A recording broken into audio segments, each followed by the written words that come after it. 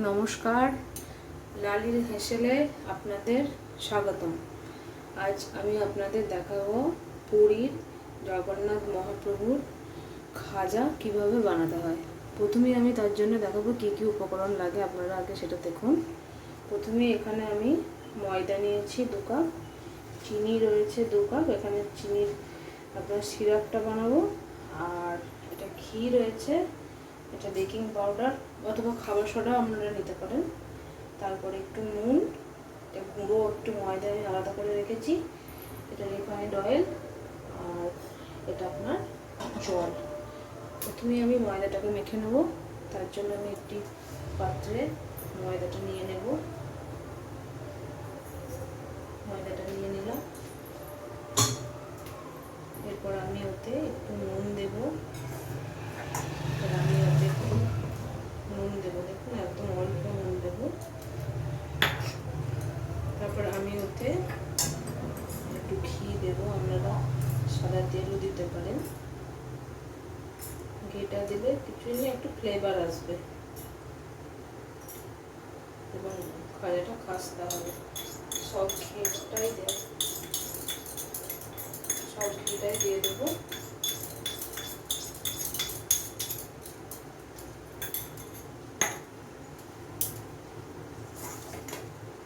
একটু baking powder দেব। এরপর আমি ময়দাটাতে একটু জল দেব।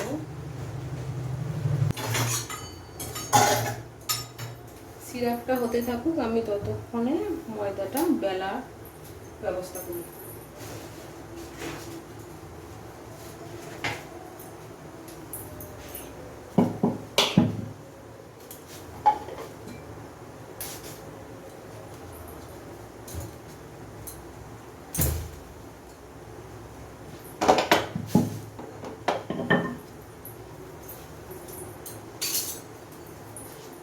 একটু নেড়ে দেব।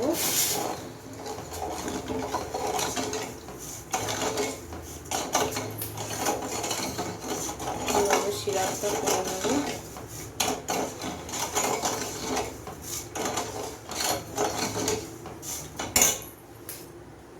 এরপর আমি ময়দাটা বেলবো। আমি প্রথমে একটু তেল নিয়ে নেব।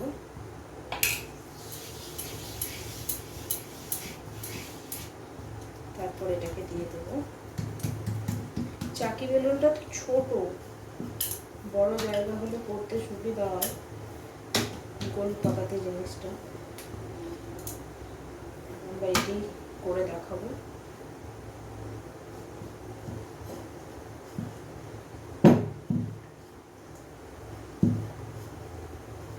এইভাবে একটা বেলে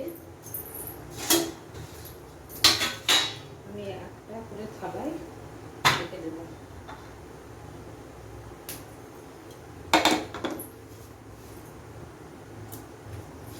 পরে আমি আবার একটা বেলে নেব।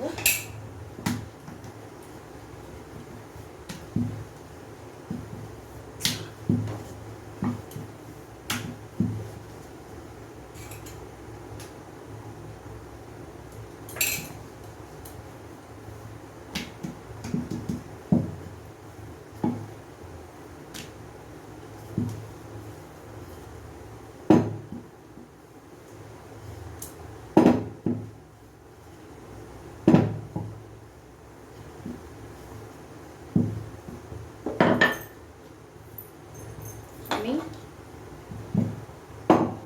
এটার উপরে সাদা তেল দেব।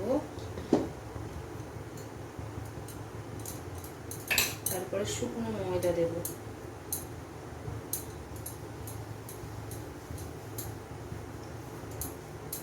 ভালোভাবে গুলিয়ে নেব। প্রয়োজন পড়লে আরেকটু তেল দেব।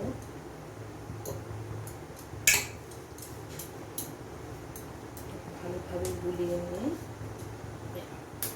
আর একটা যে লেয়ার আছে সেটাও দিয়ে দেব। এরকমভাবে দিয়ে দেবো। আমি একধারে রেখে দেবো। আমি আরও একটা এরকমভাবে আমি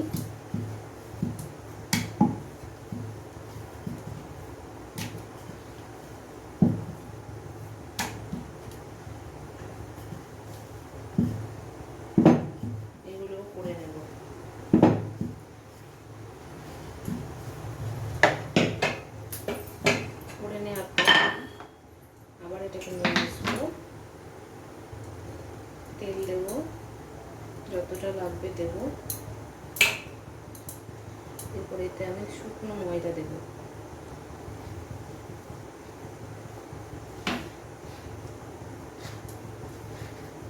ভালো করে গুলিয়ে নেব যাতে চিট ভাবটা হয়। এরপরে এই লেয়ারটা আমি আবার দিয়ে দেবো।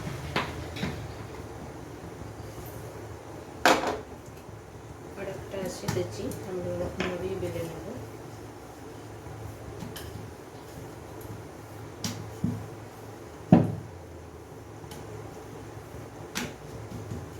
আমি হাতে ইউজ করছি এখানে, কারণ আমি সম্পূর্ণ ঘরোয়াভাবেই দেখাচ্ছি।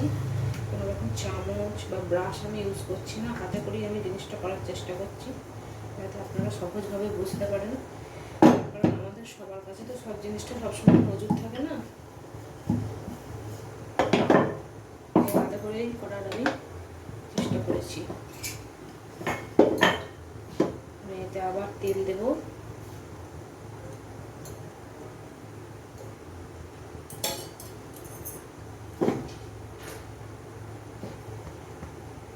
এতে শুকনো ময়দা দেবো, আবার এরকমভাবে গুলিয়ে নেব।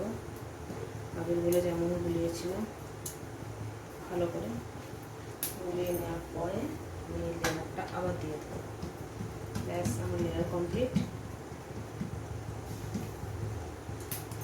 একটা শুয়ে নেব একটু আমি।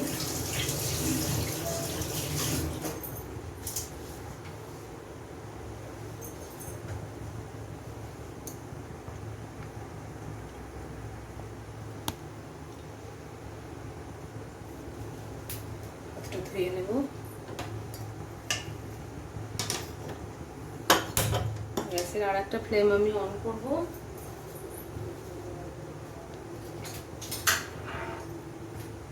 আমি সিরাপটা এতে বসিয়ে দিলাম। ফ্লেমটা অন করে হাই করে দেবো। হাই ফ্লেমে আমি কড়াইটা বসিয়ে দিলাম। এতে সাদা তেল দেবো, যথেষ্ট। এরপরে আমি এই জিনিসটা আমি চাকির উপরে রাখবো। দেখতে পাচ্ছেন, একটু ভালো করে প্রেস করে নেব যাতে এগুলো চেপে বসে যায়। এরপর আমি এটাকে রোল করবো, এরকমভাবে রোল করবো, এরকমভাবে রোল করবো। দেখুন, এরকমভাবে রোল করবো। রোল করে যতটা সম্ভব আমি এটাকে বড় করবো, বাড়ি নেওয়ার চেষ্টা করবো।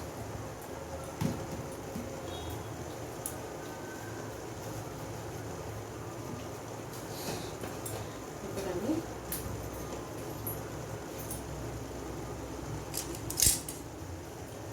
একটি ছুরির সাহায্যে কেটে নেব।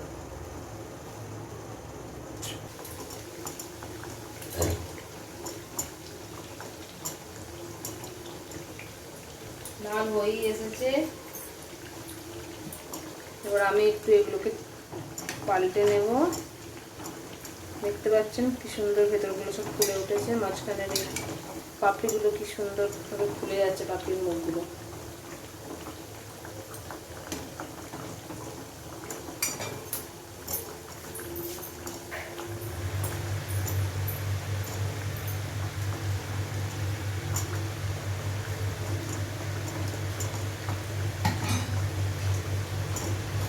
আরো বাকি যেগুলো আছে দেখুন, আমি এই জন্য বেলে রেখেছি।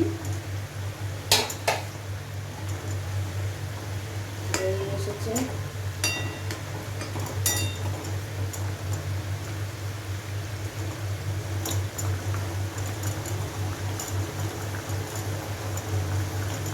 লাল হয়ে এসছে।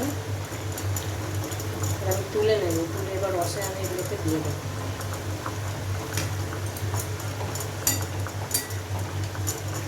দেখতে পাচ্ছেন লাল হয়ে গেছে। এবার আমি তুলে নেব এগুলোকে একটু পাত্রে।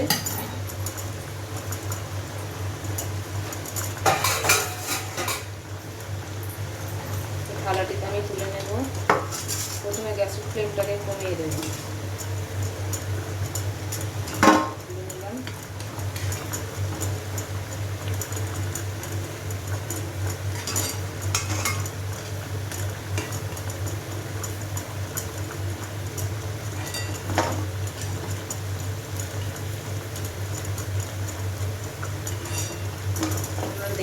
কত সুন্দর কালার হয়েছে।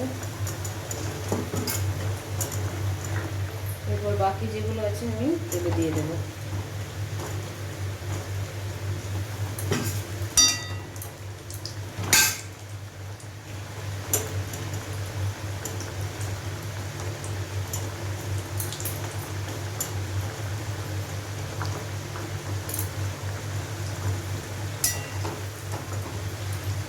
গ্যাসের ফ্লেমটা কিন্তু কমিয়ে দিতে হবে। যদি জোরে দেওয়া হয় তাহলে প্রথমে তেলটা তো গরম হবে, দেওয়া মাত্রই না খাজাগুলো আপনার পুড়ে যেতে পারে ওপরটা, আর ভেতরটা কাঁচা থাকবে। তাই গ্যাসের ফ্লেমটা কমিয়ে আমি দিলাম। এরপর একটুখানি হয়ে যাক, তারপরে আমি গ্যাসের ফ্লেমটা আবার বাড়িয়ে দেবো। এরপর দেখি সিরাপটা কীরকম অবস্থা। চিনিগুলো এখনও গলেনি সম্পূর্ণরূপে, একটু গলুক। কারণ জগন্নাথ দেবের যে খাজা, সেগুলোর গায়ে যতক্ষণ না চিনির দানা লেগে থাকে ততক্ষণ সেগুলোর স্বাদ হয় না। আর রসটা যদি পাতলা হয় খাজাটা নরম হয়ে যাবে। দেখুন রসে এখনও সুতো কাটেনি, এবার একটু রসটা হবে। সুতো কাটার মুখেই এবার আমি সিরাপের মধ্যে দিয়ে দেবো খাজাগুলো। আর দিয়ে কিন্তু বেশিক্ষণ রাখা যাবে না, তুলে নিতে হবে। আর এগুলো দেখুন লাল হয়েই গেছে প্রায়, আর একটুখানি হবে। আমি একটু পাল্টে দিচ্ছি।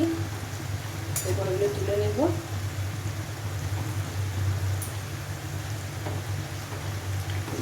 একটু হবে লাল।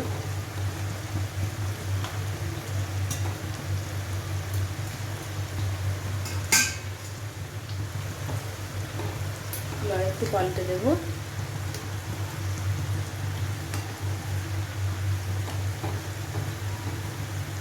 দেখছেন লাল প্রায় হয়েই এসেছে।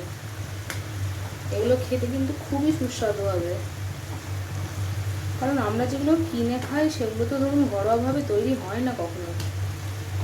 এগুলো একটা ঘরোয়াভাবে তৈরি, খেতে অবশ্যই সুস্বাদু হবে। আপনারা করে দেখবেন, চেষ্টা করবেন। আমিও কি পারতাম, আমিও দেখে দেখি শিখেছি, আপনারাও শিখবেন। এই দেখুন রসে সুতো কাটছে। আমি একবার বন্ধ করে দেবো ফ্লেমটা। দেখুন বন্ধ করে দেবো।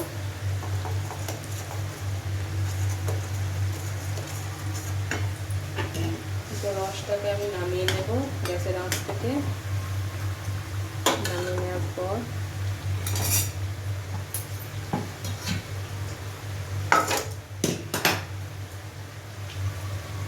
আমি খাজাগুলো রসে দিয়ে দেব। খাজাগুলো দিয়ে কিন্তু আমি বেশিক্ষণ রাখবো না। বেশিক্ষণ রাখলে কিন্তু খাজাগুলো নষ্ট হয়ে যাবে, রসেতে ভিজে না, রসেতে নরম হয়ে যাবে। খাজার মধ্যে আমি এরকমভাবেই রসগুলো দিয়ে দেবো। এরকমভাবেই রসটা দেবো, খেতেও সুস্বাদু হবে। বেশি মিষ্টিটাও হবে না, অল্প মিষ্টি হবে ওপরে ওপরে, খেতেও সুস্বাদু। বানিয়ে দেখুন আপনারা। এটা দেখুন, এটা একটু আমি পাল্টে দিই, নাহলে এগুলো পুড়ে যাবে। প্রায় হয়েই এসেছে মানে হয়েই গেছে। আমি তুলে নেবো। এরপর আমি তুলে নিচ্ছি। গ্যাসের ফ্লেমটা প্রথমে কমাতে হবে।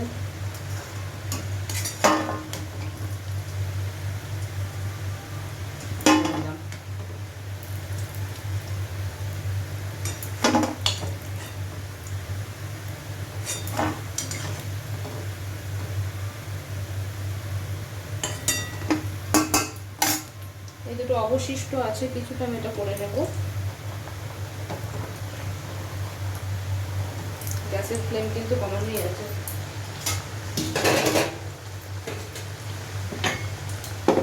জায়গাটা ছোট তো আমার একটু, তাই জিনিসপত্র রাখার একটু সমস্যা হচ্ছে। একটু নেড়ে দেবে। আপনারা দেখতে পাচ্ছেন তেলটা একটু গরম ছিল, যার জন্য খাজাটা প্রথমে তুলতে চাইছে না। তো আর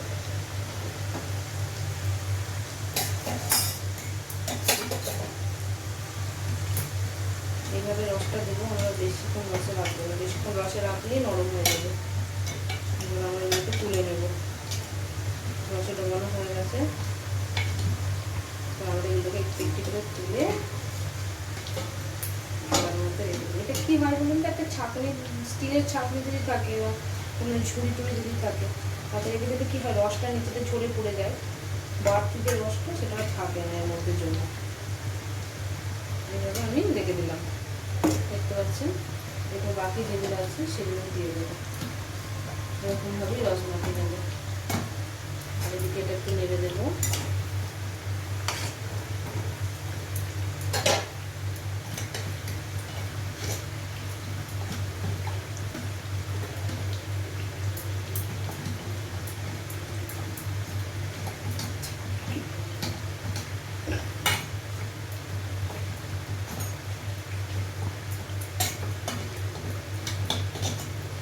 আমি মিষ্টিটা খেতে ভালোবাসি, তাই আমি মিষ্টি দিয়েই শুরু করলাম।